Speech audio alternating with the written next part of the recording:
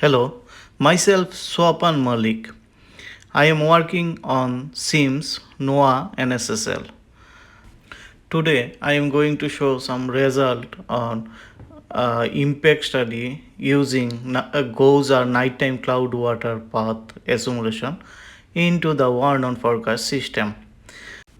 Before start my talks, I would like to thank my colleagues eh, for their support and the AMS members for giving me the opportunity to talk on my research work. So, in brief, this study investigates the assimilation impact of nighttime cloud water path retrieval from GOES or geostationary satellites on high impact weather events using NSSL Warn forecast system. One of the challenge in nighttime without visible data on the retrieval is their bias and error characteristic are significantly different from daytime retrieval. So it is important to understand and the study on the impact of nighttime cloud water path data in the Warn forecast system. The result shows that the assimilation impact of GOES or nighttime cloud water path on the high impact weather forecast are positive and large for severe weather prediction. This is the NSSL experimental Warn forecast configuration for Ensemble. So we are using WRF ARW version 3.9. The horizontal resolution is 3 kilometer with 51 vertical levels.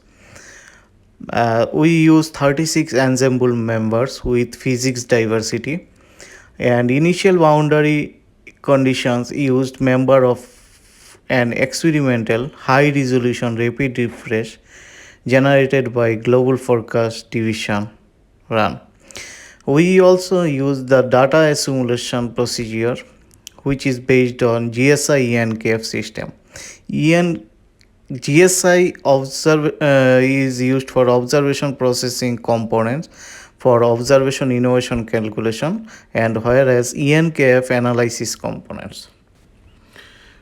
To see the impact of nighttime cloud water path assimilation, we consider total 4 events in the year 2019.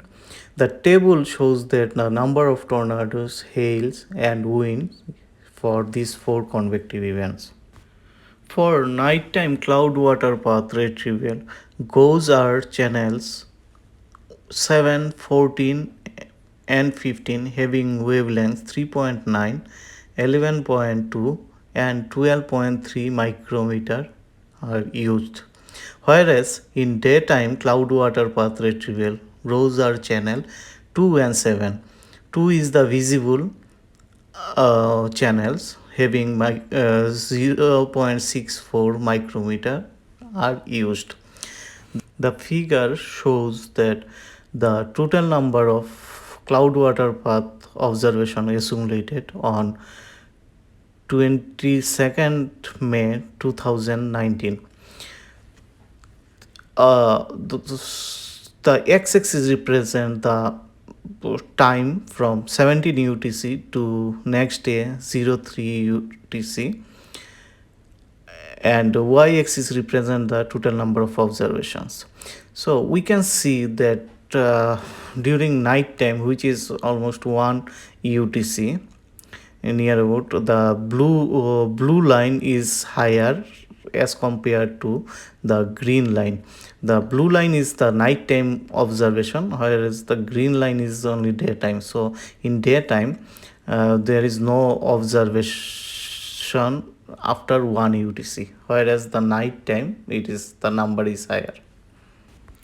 These slides represents the domain of 4 convective events considered in this study, along with the observation assimilated cloud water path observation assimilated for a particular time 03 UTC for the 4 convective events considered in this study.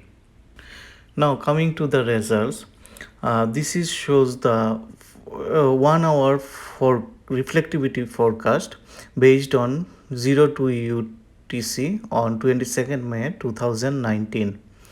Forecast composite reflectivity greater than 45 dVg from using nighttime cloud water path data assimilation and control run initiated at 02 UTC. The control run is without nighttime cloud water path data. The darker gray indicate more members generated convection at a particular location. Now coming to the performance in terms of reflectivity and 2 to 5 kilometer updraft helicity, we can see that the left panel represent the performance diagram on reflectivity in 60 minutes forecast. So using nighttime cloud water path is showing higher performance compared to control run, and the in 2 to 5 kilometer updraft helicity also clearly shows that the accumulating nighttime cloud water path, the performance is better than the control run. Now this table shows that the summary of total number of reflectivity and rotation objects accumulated over all ensemble members and 180 minutes forecast times for both with nighttime cloud water path and without nighttime cloud water path, which is control experiment, and for all the four cases considered in this study. So we can see that the total number of objects in terms of reflectivity and rotation is higher when we use the nighttime cloud water path observations. So the performance of nighttime cloud water path simulation in the 1 hour forecast is accessed using object-based verification method. The result of the impact of nighttime cloud water path simulation is showing positive and large for severe weather prediction. Multiple studies along with new convective events are required to see the seasonal impact. Future research will analyze the potential cloud water path data thinning strategies, including adaptive object observation thinning techniques to reduce the bias present in the model configurations. Okay, these are few references we use in this study. So these are based on the daytime and nighttime cloud water path retrieval methods with details and model configuration, one on forecast model configuration, and other details. And this is my last slide. Thank you very much, and I am ready to take any question. Thanks.